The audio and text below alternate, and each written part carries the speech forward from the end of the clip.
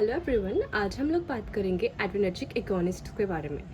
इसके लिए हमें सबसे पहले जानना पड़ेगा नर्वस सिस्टम के बारे में थोड़ा बेसिक। तो हमारा नर्वस सिस्टम जो होता है उसके दो पार्ट्स होते हैं, एक सेंट्रल नर्वस सिस्टम और एक peripheral nervous system. Peripheral nervous system is further divided into somatic nervous system and autonomic nervous system. तो ये जो हमारे ऑटोनॉमिक नर्वस सिस्टम है, इसका मीनिंग होता है इनवॉलेंट्री। सारे जितने भी इसमें मसल्स, ग्लैंड्स, ऑर्गन सारे आते हैं वो इसमें कंसिडर होते हैं। तो ऑटोनॉमिक नर्वस सिस्टम में हम लोग देखते हैं सिंपैथेटिक और पैरासिम्पैथेटिक। तो यही सिंपैथेटिक और पैरासिम्पैथेटिक पर बेस्ड है हमारे एड्रेनर्जिक एगोनिस्ट और मतलब एड्रेनर्जिक और कोलिनर्जिक सारे ड्रग्स। तो एड्रेनर्जिक एगोनिस्ट मतलब जो एड्रेनर्जिक रिसेप्टर्स को स्टिमुलेट करता है, जिससे कि हमारे बॉडी का सिंपैथेटिक रिस्पॉन्स जो है वो स्टिमुलेट होता है। इसीलिए हम इनको बोलते हैं सिंपैथोमाइमेटिक्स। अब इसमें हम एक बार ओवरव्यू करते हैं कि ऑटोनॉमिक नर्वस सिस्टम में बेसिकली कैसे होता है। तो ऑटोनॉमिक नर्वस सिस्टम में हमने देखा कि सिंपैथेटिक और पैरासिम्पैथेटिक ये दो सब डिविजन्स होते हैं। सिंपैथेटिक जो नर्वस सिस्टम है उसका मेन फंक्शन है फाइट और फ्लाइट। तो जब भी ऐसी कोई कंडीशन होती है जहाँ पे हमें बहुत क्विक एक्शन लेना है, और जैसे कोई इमरजेंसी कंडीशन है, वो सारे कंडीशन में बॉडी के जितने सारे रिस्पॉन्सेज दिखते हैं वो सारे सिंपैथेटिक नर्वस सिस्टम के अंडर आते हैं। अभी जैसे कि increased heart rate, increased breathing. अभी इसमें हम एक एग्जाम्पल देखते हैं कि फॉर एग्जाम्पल हम लोग रास्ते से कहीं जा रहे हैं, कोई अकेला इंसान है और सामने से कोई बहुत ही भयानक या डेंजर जानवर उसके सामने आ जाता है। तो उससे बॉडी का जो रिस्पॉन्स रहेगा, वो इंसान का जो रिस्पॉन्स रहेगा, वो उसमें उसका सबसे पहले तो हार्ट बीट्स बहुत फास्ट हो जाएंगे, तो इसलिए इंक्रीज्ड हार्ट रेट। उसके बाद उसकी ब्रीदिंग बढ़ जाएगी, right. Then dilated pupils dilate हो जाते हैं। ये हम ऐसे याद रखते हैं क्योंकि हम लोग सोचेंगे कि उसके प्यूपिल्स डायलेट हो जाएंगे तो उसे बहुत दूर का दिखेगा और उसे फटाफट भागना है तो वो भाग पाएगा। Then diverts the blood flow to the muscles. तो यहाँ पे जो ब्लड फ्लो है वो हमारे जो इंटेस्टाइन्स है, स्टमक है, जो डाइजेस्टिव ऑर्गन्स है, उनसे वो डाइवर्ट करता है, यानी कि वहाँ का ब्लड फ्लो वो डाइवर्ट करेगा हमारे स्केलेटल मसल्स की ओर, क्योंकि हमें भागना है, हमें बॉडी का रिस्पॉन्स है यहाँ पे फाइट और फ्लाइट, तो इसीलिए सारे स्केलेटल मसल्स में ब्लड फ्लो बढ़ जाएगा। नेक्स्ट है ग्लूकोज लेवल बढ़ जाएगा। तो ग्लूकोज लेवल बढ़ना क्योंकि जब ब्लड ग्लूकोज लेवल बढ़ेगा तभी ह्यूमन में मतलब वो इंसान में एनर्जी आएगा और जिससे कि वो भाग पाएगा। नेक्स्ट डिक्रीज ब्लैडर और digestive function. So this is very obvious कि यहाँ पे ब्लैडर और डाइजेस्टिव जितने ऑर्गन्स है, जितना हमारा गट है, GIT और GUT जो भी है, उसमें उसका यहाँ पे इम्पोर्टेंस नहीं है, because we are in fight और फ्लाइट सिचुएशन। तो यहाँ पे सारे cardio respiratory skeletal muscular skeletal responses देखने को मिलते हैं। Next is parasympathetic. तो पैरासिम्पैथेटिक होता है हमारा रेस्ट एंड डाइजेस्ट। तो जब भी कोई भी इंसान ऐसे नॉर्मली बैठा है और and he is very relaxed, वो कंडीशन में जो डाइजेस्टिव फंक्शंस होते हैं जो वो सारे पैरासिम्पैथेटिक के अंदर आते हैं। अब इसमें क्या होगा कि हार्ट रेट कम रहेगा, ब्लड प्रेशर कम रहेगा, because the person is relaxed. Pupils उसके कंस्ट्रिक्टिंग रहेंगे, enhancing the digestive and salivary glands activity. तो ये केसेस में हमारे जितने डाइजेस्टिव फंक्शंस हैं वो एनहांस होंगे। वेस्ट एलिमिनेशन मतलब इसमें डिफिकेशन, यूरिनेशन, तो ये सारी चीज़ें जो है वो स्टिमुलेट करता है हमारा parasympathetic nervous system. And lastly the sexual arousal. तो ये सारी चीज़ें आती है हमारे पैरासिम्पैथेटिक के अंदर। अभी एड्रेनर्जिक मतलब हमने जो देखा सिंपैथोमाइमेटिक्स, मतलब जो सिंपैथेटिक नर्वस सिस्टम के जितने सारे फंक्शंस हैं वो ये बढ़ाएंगे, मतलब एड्रेनर्जिक एगोनिस्ट जो ड्रग्स है वो बढ़ाएंगे। इसके लिए हम इसको थोड़ा डिफरेंट स्टेप्स में देखते हैं। तो इसमें हम लोग देखेंगे उसका सिंथेसिस कैसे होता है, वो स्टोर कहाँ होता है, रिलीज, रीअपटेक और उसके फंक्शंस। तो सबसे पहले हम लोग देखेंगे कि जो कैटेकोलामाइंस होते हैं, जो न्यूरोट्रांसमीटर्स जिन्हें हम बोलते हैं, वो सारे कैटेकोलामाइंस ये प्रोटीन्स जो होते हैं इनके अंडर आते हैं। तो ये जो कैटेकोलामाइंस होते हैं बेसिकली ये सिंपैथेटिक नर्वस सिस्टम में 3 टाइप के होते हैं, एक नॉर एड्रेनालिन, एक एड्रेनालिन एंड डोपामाइन। अभी नॉर एड्रेनालिन और एड्रेनालिन, इन्हीं को हम नॉरएपिनेफ्रिन और एपिनेफ्रिन बोलते हैं, तो यहाँ पे कंफ्यूज होना नहीं है। तो ये सारे न्यूरोट्रांसमीटर्स हैं। न्यूरोट्रांसमीटर्स क्या करते हैं कि नर्व का सिग्नल जो होता है वो एक नर्व से दूसरे नर्व को ट्रांसमिट करते हैं। तो इनका सिंथेसिस कैसे होता है, तो टायरोसिन करके एक प्रोटीन होता है, वो प्रोटीन नर्व के टर्मिनल्स में, ये नर्व का टर्मिनल है, वहाँ पे वो अपटेक मतलब अंदर ले आ जाता है एक को ट्रांसपोर्टर की हेल्प से, और वो एल डोपा में कन्वर्ट होकर लास्टली डोपामाइन में कन्वर्ट होता है। डोपामाइन में कन्वर्ट होने के बाद वो जाता है एक वेसिकल में, वो वेसिकल में जाने के बाद वो डोपामाइन से कन्वर्ट होता है नॉर एपिनेफ्रिन में। तो हमें ये सारे स्टेप्स याद रखना नहीं है हालांकि, पर मैंने फिर भी यहाँ पे ये मेंशन किया है। तो ये जो नॉर एपिनेफ्रिन है बेसिकली ये टायरोसिन से बनता है। तो ये जो नॉर एपिनेफ्रिन होते हैं ये सारे वेसिकल्स में यहाँ पे नर्व टर्मिनल्स पे स्टोर किए जाते हैं, और फिर जब भी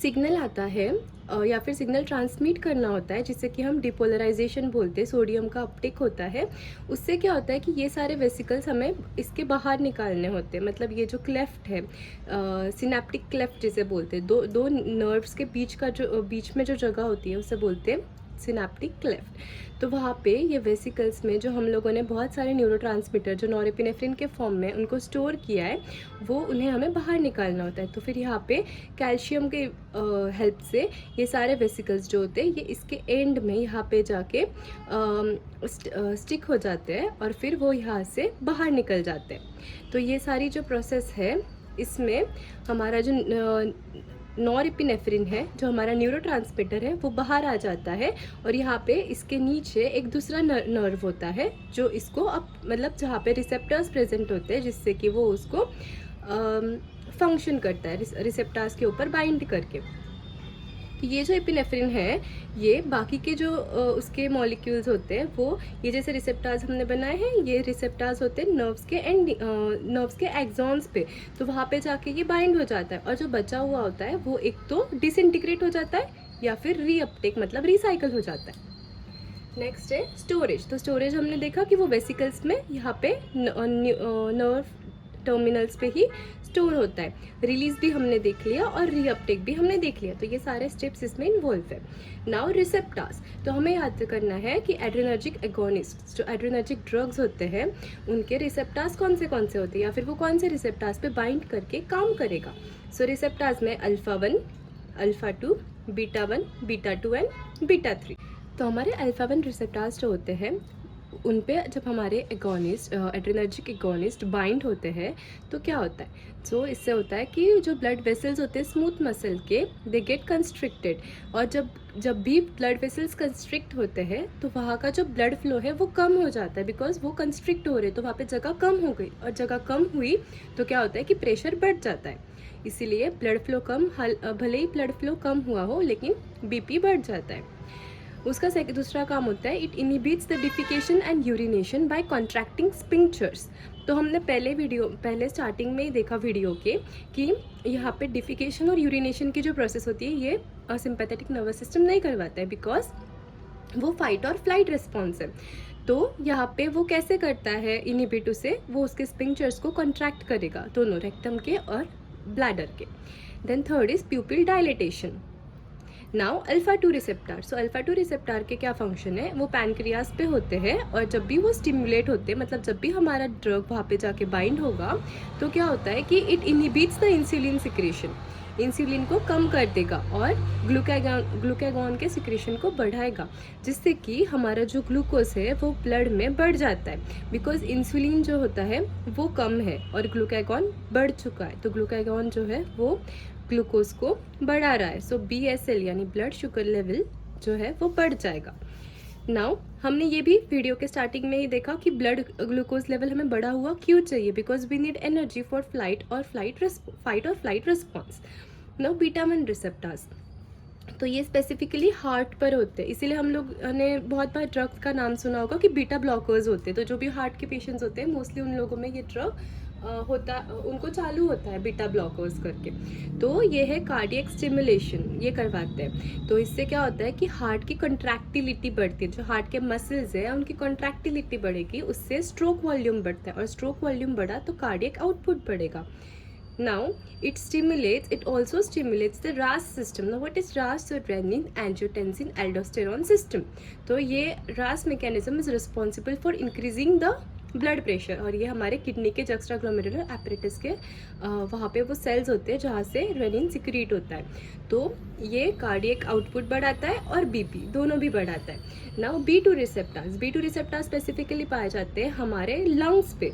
लंग्स में उनका क्या काम होता है कि वो ब्रोंको डायलेटेशन करते हैं, इसीलिए ये ड्रग्स हमारे एस्थमा वगैरह में भी यूज़ किए जाते हैं।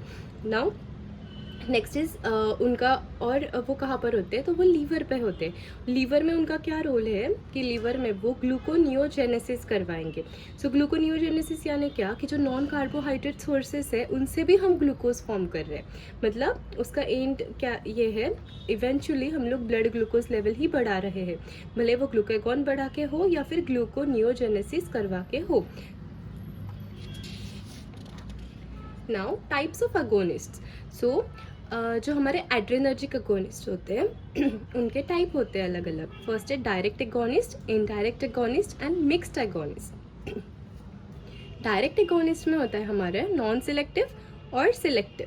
नॉन सिलेक्टिव यानी जो कि कोई भी रिसेप्टर, हमने 5 रिसेप्टर्स देखे, alpha 1, alpha 2, beta 1, beta 2, beta 3, तो वो नॉन सिलेक्टिव है, वो सारे इस पे एक्ट करेंगे। तो उनमें हमारे कौन से ड्रग्स आते हैं, एड्रेनालिन, नॉर एड्रेनालिन और डोपामाइन। जो हमारे सिलेक्टिव है उनमें कौन से ड्रग आते हैं कि जो अल्फा 1 रिसेप्टर पे एक्ट कर रहे हैं सिर्फ, वो है फिनाइलेफ्रिन, माइडोड्रेन। अल्फा 2 पे क्लोनाइडिन, मिथाइल डोपा। बीटा 1 पे है डोब्यूटामाइन, बीटा 2 पे है सैल्ब्यूटामॉल, फॉर्मोटेरॉल और सैल्मेटेरॉल। इनडायरेक्ट एगोनिस्ट में हमारा एम्फेटामाइन है, टायरामाइन है, और मिक्स्ड में एफेड्रिन है और स्यूडो एफेड्रिन है। ये एफेड्रिन स्यूडो एफेड्रिन जो होते हैं वो नेजल डिकंजेस्टेंट्स के फॉर्म में यूज़ किए जाते हैं। तो भी इन्हीं को हम लोगों ने, ये एक क्लासिफिकेशन हुआ कि वो डायरेक्ट है, इनडायरेक्ट है या मिक्स्ड है। उसका और एक क्लासिफिकेशन या फिर हमें याद रखने के लिए हम उसे कैसे याद रख सकते हैं कि अभी जैसे हार्ट की कंडीशन है कोई भी, तो मोस्टली जो प्रेफरेबली यूज़ होते हैं वो है एड्रेनालिन, नॉरएड्रेनालिन और डोपामिन।